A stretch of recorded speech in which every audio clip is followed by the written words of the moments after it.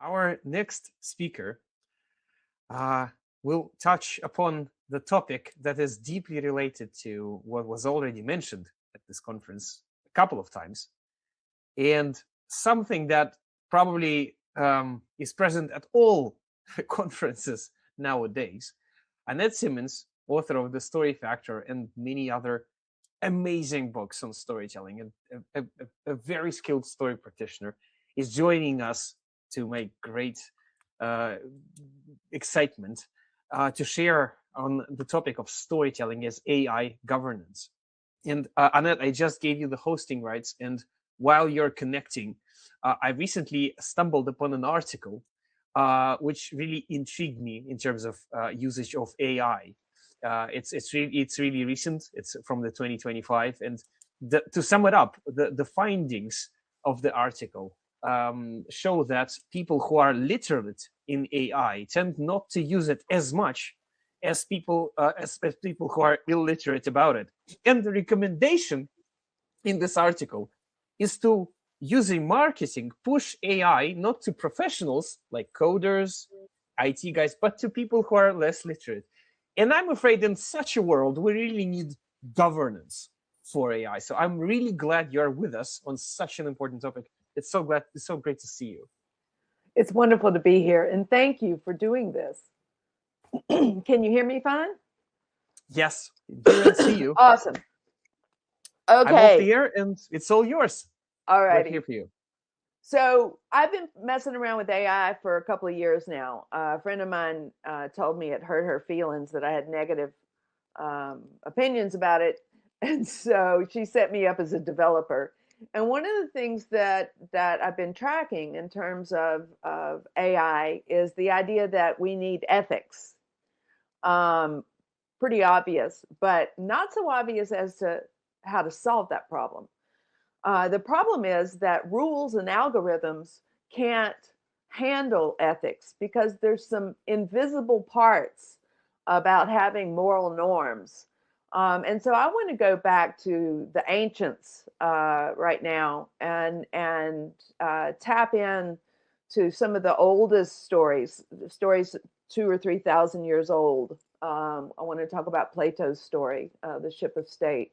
But before I do, I want to tell you a story about something happened to me. I was in New York City. It was the 90s, early 90s. I was much younger than I am now. And I was with a boyfriend that was much older than I was.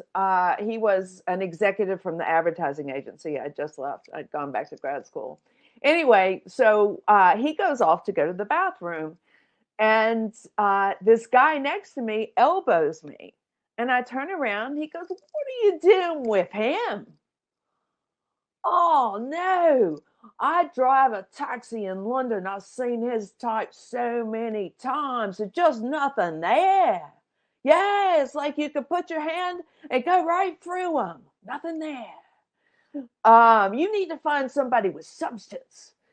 And so eventually I did. But I had to discover what it means to be a person of substance first. And so when we look at ethics, we're not looking for laws, we're looking for moral norms. You cannot create a law that will protect right and wrong because right and wrong is something that is contextual. So I don't know if you're familiar with the, pardon me, the story of the Chinese farmer. The story is from China. He had a nosy neighbor, and he had a white mare and a son, and the neighbor could see out the window and watched all the time. And so the white mare ran away, and the neighbor's like, "Oh, this is so unlucky. You're so unlucky." And the man said, "Well, we'll see." Well, when the white mare came back, she was followed by a black stallion. And so the neighbor's like, "Oh, you're so lucky." Well, then the son tries to ride the black stallion, breaks his leg. And the guy's like, "You are so unlucky." And he said, "We shall see." And then the next day, the militia came into the village to conscript the young men to go fight in a war. And the one boy they didn't take was the one who had broken his leg. And so I tell that story as an example of paradox, because good and evil is not clear. It's not black and white, and black and white sort of factors aren't going to help us. And what's weird is that we're going to be asked for black and white. I love the speaker that went before me, where the metaphor, they were like, oh, no, it was the statistics that decided me. And I think your bosses are going to be asking for something more, structured and formed. And what I want to say is that we actually move away from moral norms when we try to codify it into laws. And this has been going on for thousands of years. Any of the world's great religions, they had their laws, but they also had to have their stories. And so Jesus was an example of somebody who was accused of breaking the law because he healed somebody on the Sabbath. And he used the Midrash story. And these Midrash stories were dominant in Jewish tradition and in many other traditions, even leaning further into story, because the laws are so harsh that they can't actually adapt to the circumstances. And so when we talk about ethics for AI, it has to come from the place of knowing what the morals are for your organization using AI. And so if we're going to have human discernment, we still have to deal with this fact that it's most of what is good and bad is the middle of a paradox. Now, I didn't make that up. Aristotle figured that out. And I want to say, let's go back to all these old storytellers, because there's some big T truths that were true before you and I were born. They're going to be true long after we're gone. It doesn't matter whether AI comes and goes. There's some basic truths there. And so one of them, Aristotle pointed out that being wise, and there's a difference between intellect and wisdom. We're talking with morals, we're talking about how to be wise. And being wise is almost always the middle between too much and too little. So courage, let's say we are people of courage. Well, all the time? Because there's times when courage will get you killed, and sometimes a little humility would be a nice dose to someone's overconfidence. Well, you don't want to also dissolve into fear.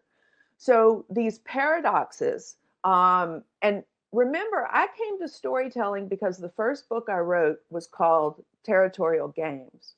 I looked to solve infighting and silos, and came to story as the solution to preempt these sorts of problems. And when it comes to moral judgment and ethical judgment, what we need a clear idea of what our moral norms are. And, even thieves have a code of honor. So I'm not saying this is, we all need to be goody two shoes, but I am saying there needs to be something there. People need to know that if they pushed you, when and why you would push back, because that's what makes you trustworthy, is them understanding that you can adapt to the circumstances. Two paradoxes that I have run into, and so in going into impasse situations, what I usually found is that you had two people on two ends of the same paradox. And the two paradoxes that almost always help me get a group to see that they're on the same side, they're just needing to understand that there's a balance between paradox, is to understand that there's a paradox between structure and freedom. That one I've used a lot. And there's a paradox between taking care of the self and taking care of the collective. So Mikhail Saltykov-Shustin, who is a Russian author, I was quoted the last time I was in Russia. Somebody quoted something he said, and I'll read it. The severity of Russian laws is alleviated by the lack of obligation to follow them. And that speaks to what I'm talking about, is that if you get legalese and you start talking about algorithms to control ethics, you've moved away from the flexibility of being able to deal with uncertainty without committing the crime of trying to solve it with certainty. Their moral problems are not solved with black and white thinking. They're solved with stories. And so all these old stories that came to us, we can look and see what big T truths they hold and then recruit them to the here and now, especially in the situation where we're talking about AI ethics. Plato, when Artem and I first talked about this event, he mentioned that the theme was the navigator.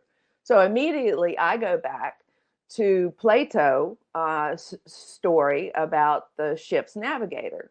And I don't know if y'all have referenced that or not, but if you look it up on the internet right now, it has been over summarized, and they call it the ship of fools. Which the story is basically that you've got a captain who is hard of hearing, he's short-sighted, and he and the crew are convinced that what they need to do is achieve their goal, to sail to the port that they have decided. So they're all focused on their goal.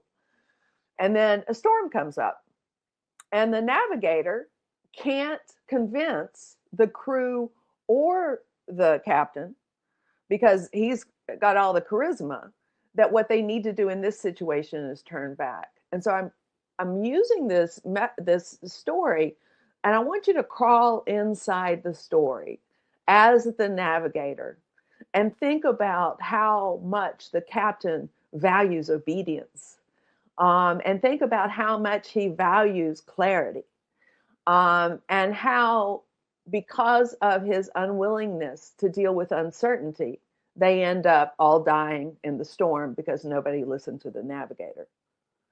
Well, what's the message in there for us? One thing is it's certainly not to call the crew a ship of fools, because that's a certainty that's been laid on top of this uncertain story, and all it does is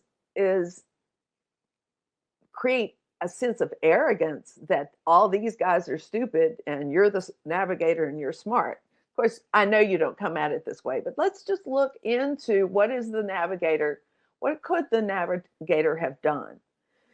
The deal is that clarity is what you're going to be asked for. A lot of people are going to try to make things more clear and more certain. And yes, in certain circumstances, that story's beautiful at that, using a metaphor to talk about crime. However, when there are storms, when there is uncertainty, we do not want to solve that problem with certainty. We do not want to say we've solved it once and for all and walk away, because uncertainty, by another name, is called curiosity. And so balancing as the storyteller is also meeting those needs for clarity and certainty and goal focus, but it's also helping your organization have moral norms when they need it. And those can only be told in a story because it depends. So I've been looking through folklore to look at the oldest stories and to find what lessons we may have left behind.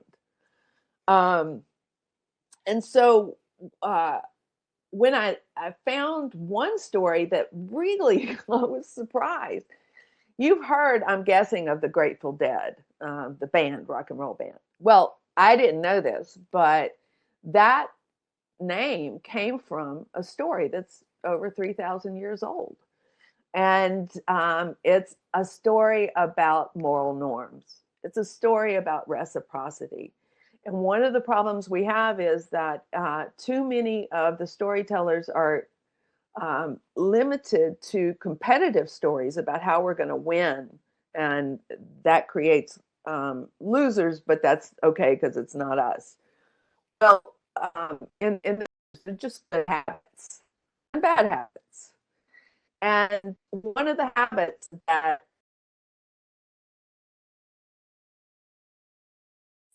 the idea that I just saw the thing come up. Okay, I guess so.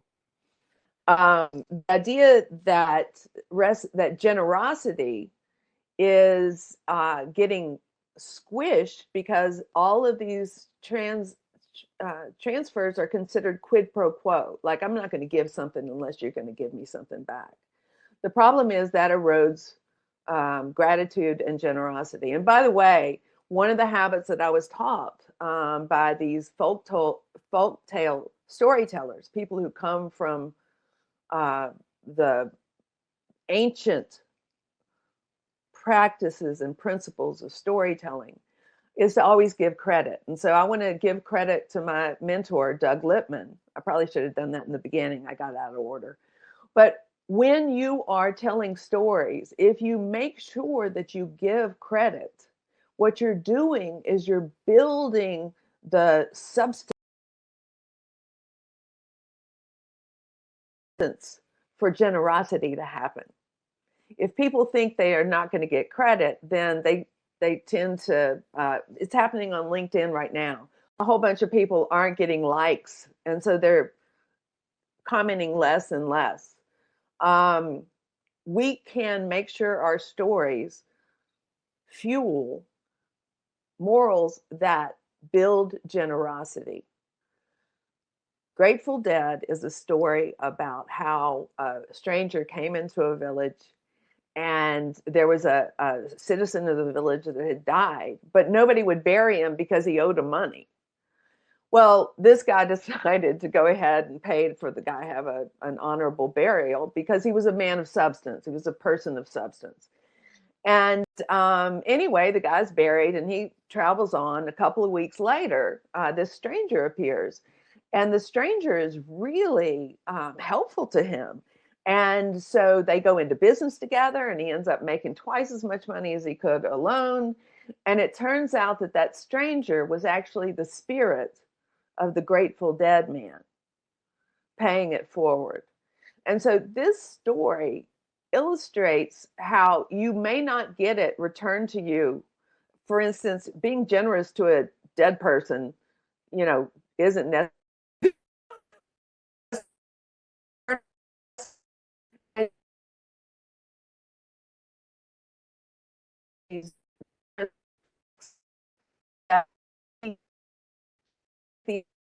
necessary. Sorry to interrupt, but we lost your connection for a second there. Could you please refresh?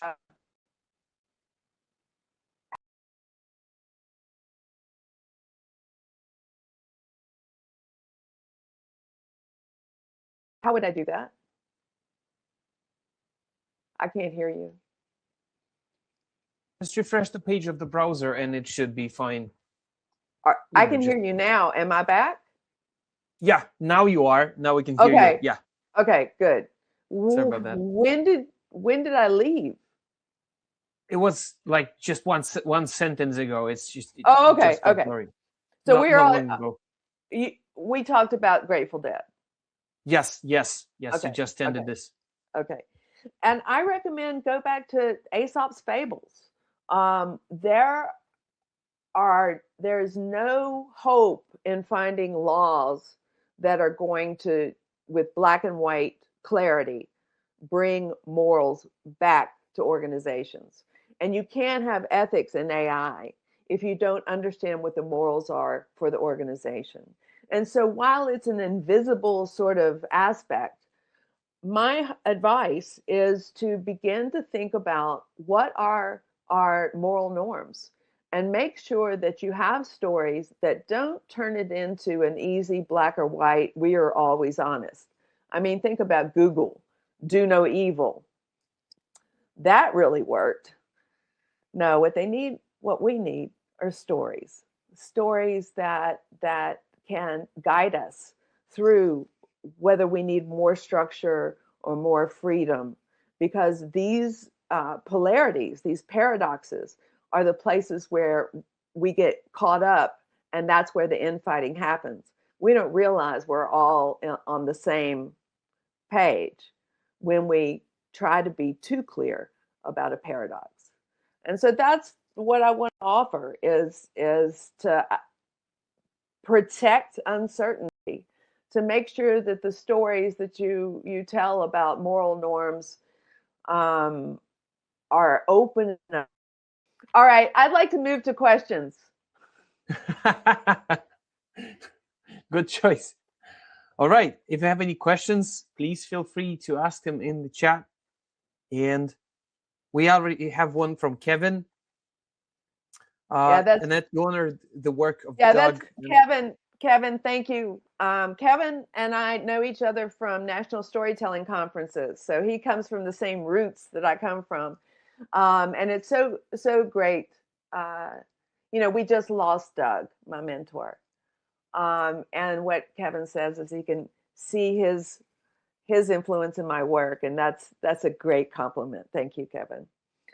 So, question, how do you invite the spaces for old stories to be in the environment of business practices? Well, I just illustrated my the way I introduce it. And so one of the things that I've always said when I've started my storytelling things is, people don't want any more of your damn information. What they want is faith. Faith that you're a good person, faith that you're here for that they follow. So when I introduce faith, I'm introducing big T truths. You can get better than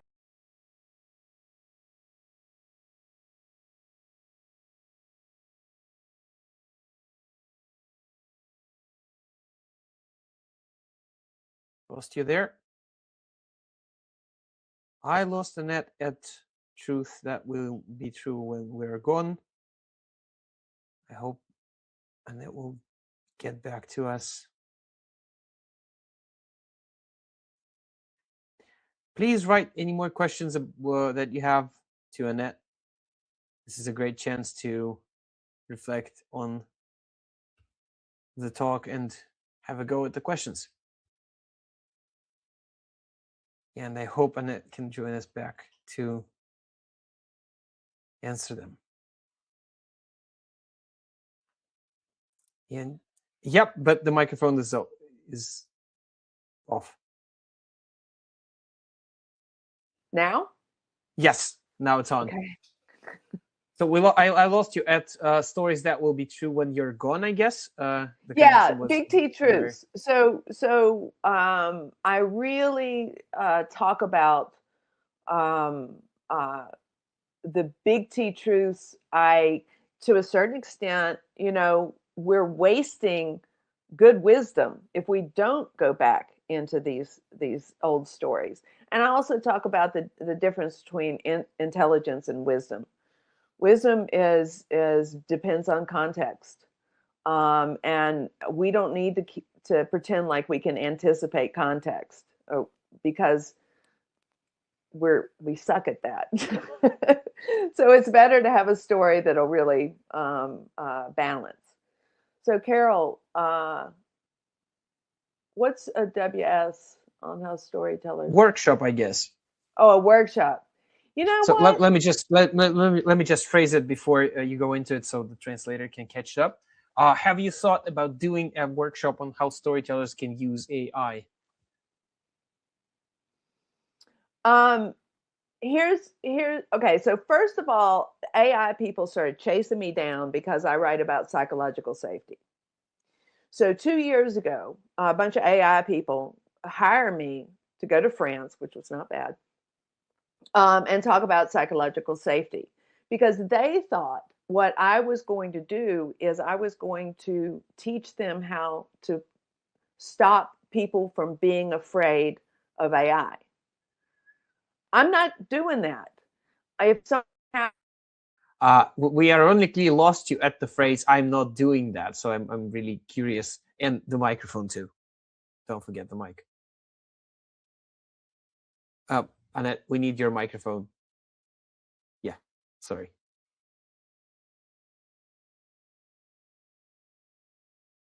there, yeah, Okay, psychological safety, if you approach it as if the person is afraid of something that they're stupid to be afraid of, that's incredibly disrespectful.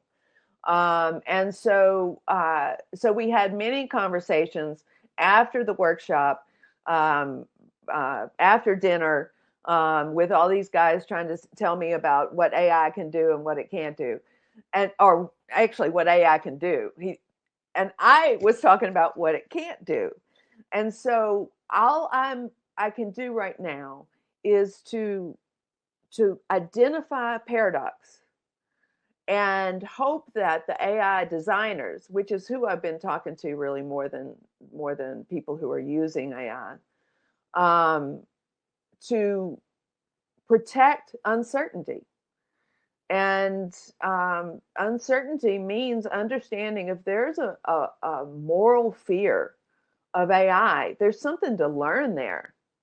There's the only way you meet that kind of concern is with curiosity and have people tell you stories about how it is for them. Because right now we have this narrative that's being shoved down our throats that it's everything and anything, and there's nothing that's everything and anything. So I invite anyone who's curious about that to contact me directly. I have no desire to put together another workshop. I am entering my crone years. I am the elder. I am 65 years old. And so I want to share my wisdom, but I'm not into working that hard anymore. Great answer there. I was wondering what other narratives do you see connected to AI that are potentially harmful, or maybe story paradox that are related to this topic? I think the idea that AI will eventually understand emotion. I think that AI will eventually be able to mimic past events of emotion. But 2 years ago, I tried to, with my friend's help, create an AI Annette bot. Her whole thing was all we need to do is load all of your books, and I'm already, the AI already knows who I am, and if you ask it to answer in the way Annette Simmons would answer, and this is what finally broke me, it answered with a Southern accent. Well, y'all bless my buttons. So AI, in trying to mimic the important parts, does not always get the important parts. And so I think that it's one of the things where we need Abby, and I can't pronounce her last name, but she's written a book, How Not to Use AI. I think not being swept up by the hype makes you a more intelligent user. And also for me as a writer, I know that AI helps a lot of people write, but it doesn't help me because I'm a writer, and I write to try to figure out what I think. And it's a big fat mess. You should see how much writing, 20, 30,000 words before I actually get something I think could go into a book. I value that. Uh, uh,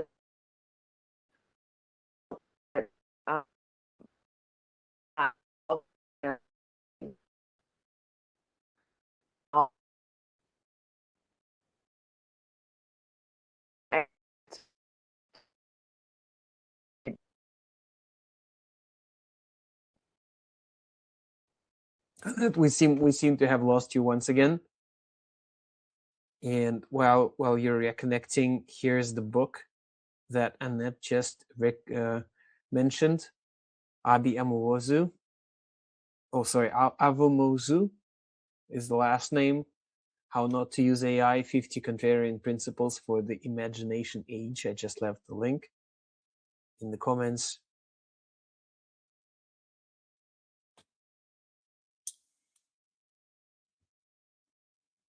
Michelle, great question. Just out of curiosity, I'm not familiar with it, and by chance, Annette might not be too. So, if you could clarify that for us, that would be great. And we will, yeah.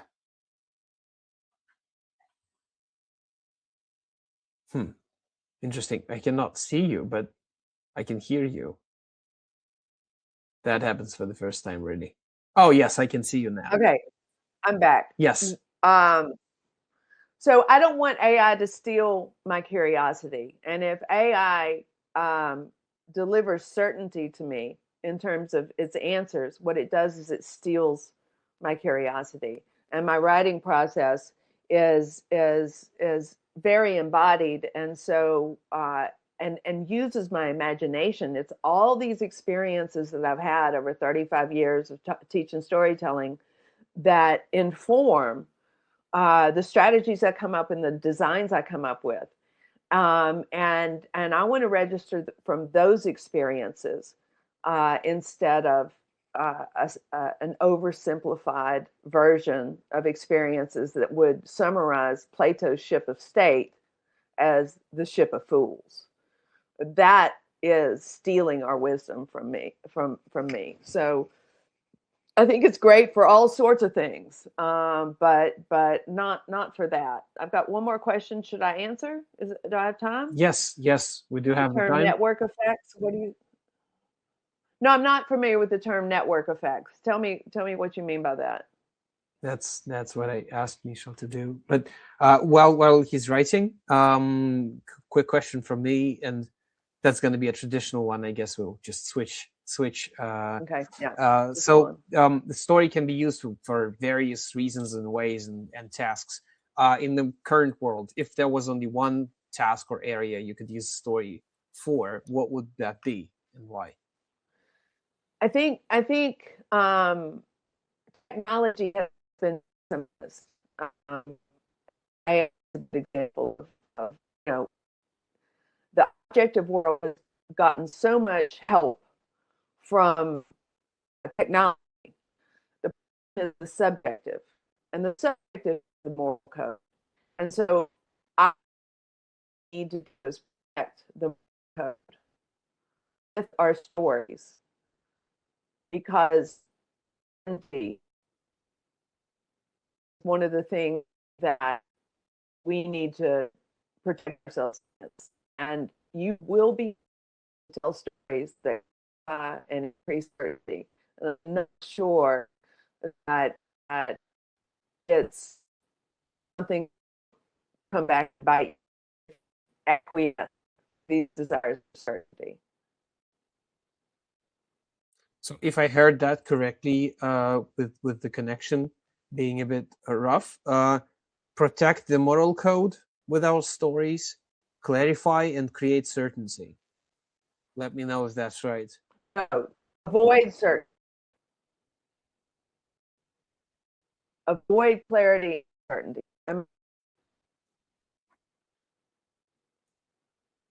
No, not catching you yet. Sorry. Get asked.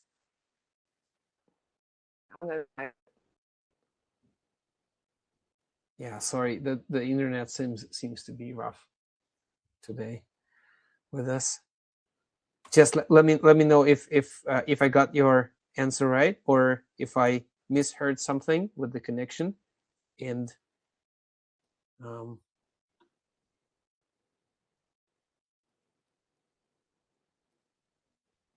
really never happens unless it's not Google Chrome as a platform. But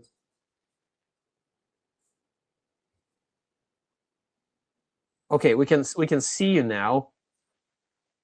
Can you hear me? Yes, we can hear you. So did I catch that right, or did I miss something? Yeah, I just the thing we want to be careful of. We don't want too much certainty. We don't want too much clarity. And so we need to keep the moral stories flexible enough to be meaningful. The problem is, if everything's clear, then there's no freedom. And if everything's, if there's no morals, then there's no meaning, because nihilism is a meaningless state.